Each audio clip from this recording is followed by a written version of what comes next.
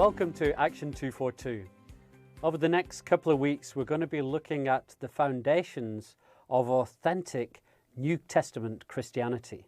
And how is it possible to live a life like we see the early believers lived? For example, in Acts 2:42 to 47, we read that each person considered nothing of their own, but they gave to each as they had need. So in other words, no individual felt that their possessions belonged to them, but actually belonged to God and to the community of faith. And it's interesting because in many ways that's no different to communism, except there is a fundamental difference. You see, under communism, the state took the place of God, and the state mandated an external set of rules and regulations to try and bring equality and try and say everything belonged to everybody. The church was much different. You see, the church first belonged to God, and then from their heart gave to one another.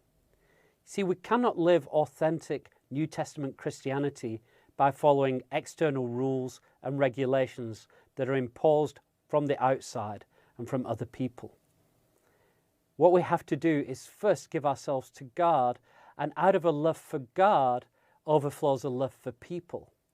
Only when I recognize that everything I have comes from God can I then truly say that everything I have belongs to my brothers and sisters. And only then will we have a situation where there is equality in the church, as Paul wrote about, and where nobody has need.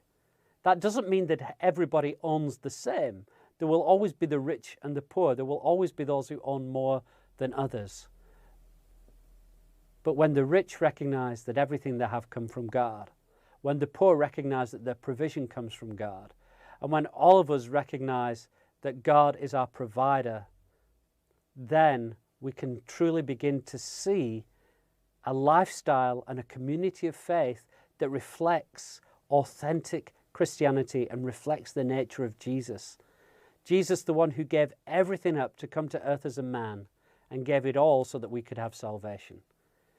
And so over the next few weeks, we're going to be looking at what it takes to live that New Testament authentic Christianity and live in a beautiful community of faith.